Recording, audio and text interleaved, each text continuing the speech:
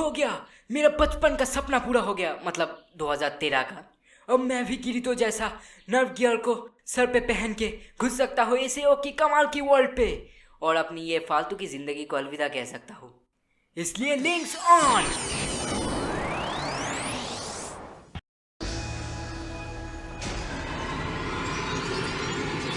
What the Pikachu!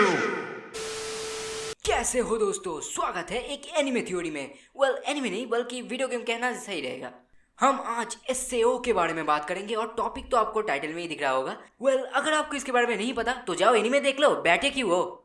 एसएओ की शुरुआत में दिखाया गया है कि 2022 साल में टेक्नोलॉजी एक ऐसी जगह पर पहुंच गई है कि वीआर अब और भी ज्यादा बेहतर हो गया है, कई ज्यादा बेहतर। और ये रूप है MMORPG थ्रू VR, जो कि हमारे VR के फालतू का VR हेडसेट से काफ़ी अच्छा है।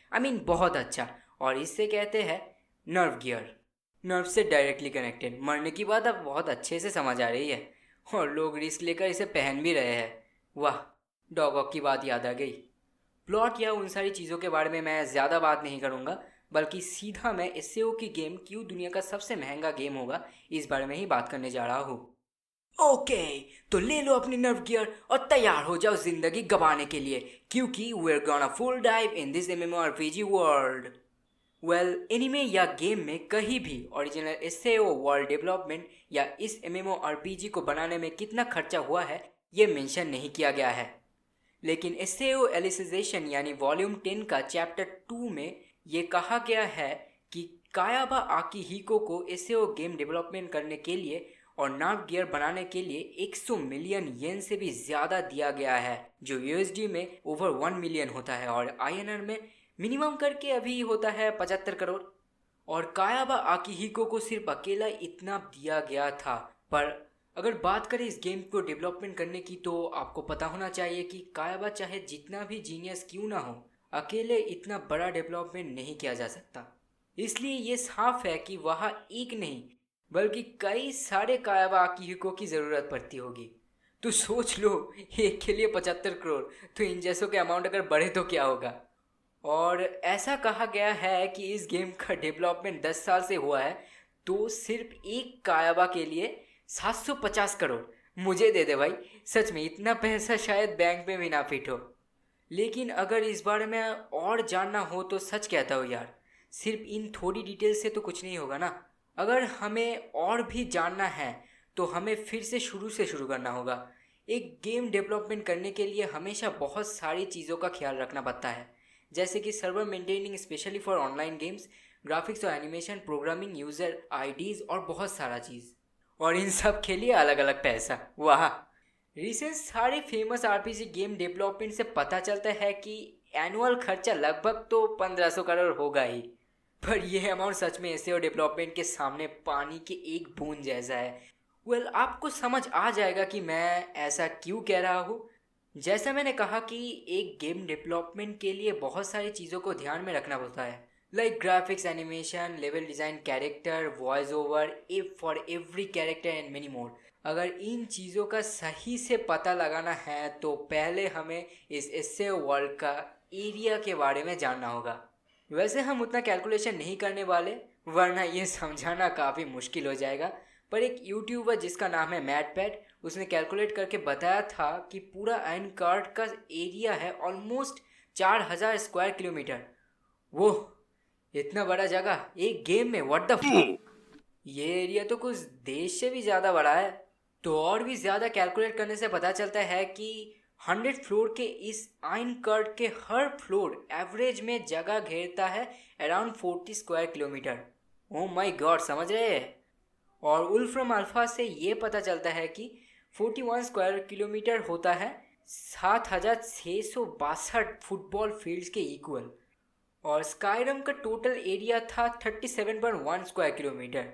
तो 40 स्क्वायर किलोमीटर का क्या होगा खुद ही सोच लो। अब यह आता है एक मज़ेदार ट्विस्ट। बात करें अगर किसी भी तरह की आरपीजी डिज़ाइनिंग की, तो डिज़ाइनर्स हमेशा कुछ कॉमन बात का ख्याल रखते हैं। वो करते क्या है कि नेचर डिज़ाइनिंग के दौरान वो हमेशा उन नेचर को ही कॉपी पेस्ट कर देते हैं जिससे कि आसानी हो। पर इससे यो यहाँ काफ़ी खास है। ये क्यों? Let me explain. एसएओ की विकी के अनुसार ये तो जाहिर है कि इसके हर एक फ्लोर का नेचर बिल्कुल यूनिक है और सब कुछ हाथों से बनाया गया है। तो 100 फ्लोर्स, अलग अलग डिज़ाइन और कोई कॉपी पेस्ट नहीं, तो समझ लो इसका कॉस्ट कितना हो सकता है। एसएओ का गेम ने जो खास किया है वो ये है कि वो एकदम अच्छा open world RPG, nerve gear के जरिए अंदर का अनुभूति और काफ़ी रियलिस्टिसिटी लाना, ये सब प्रोवाइड करता है। अब हमें इसे किसी और गेम से कंपेयर करके ही इसका कॉस्ट हिसाब करना होगा। ऐसा एक गेम है रेड डेड रिडेम्पशन 2। आप तो जानते ही है कि एसएओ का सारे नेचर्स की ग्राफिक्स कितना ज़्यादा हाई क्वालिटी है और कितना ज़्यादा रियलिस्टिक है, और रिसेंटली लॉन्च हुआ सिर्फ इस गेम में ही ऐसे रियलिस्टिक नेचर हमें देखने को मिला है, तो हम इससे ही कंपेयर करेंगे। इस गेम का मैप एरिया था 29 स्क्वायर किलोमीटर और डेवलपमेंट कॉस्ट था करीब 90 मिलियन यूएसडी, जो आईएनआर में होता है 678 करोड़। तो मान लेते हैं इस गेम का जो असली कॉस्ट है उसका 1/3 है इसका नेचर और आर्ट का कॉस्ट, जिसका कीमत है 226 करोड़ आईएनआर, और 29 स्क्वायर किलोमीटर के हिसाब से एसएओ रेड डेड रिडेम्पशन से 138 गुना ज़्यादा बड़ा है। मतलब इसका नेचर कॉस्ट भी रेड डेड रिडेम्पशन से 138 गुना ज़्यादा होगा। मतलब इसका अप्रॉक्सीमेट कॉस्ट होगा almost 31,000 crore just for nature and art designing. Oh my God यार। और याद होगा तो 750 करोड़ का डेवलपमेंट पेमेंट मतलब होता है 32,000 करोड़, जो कि आसानी से इसे नंबर 1 मोस्ट एक्सपेंसिव गेम में ला सकता है।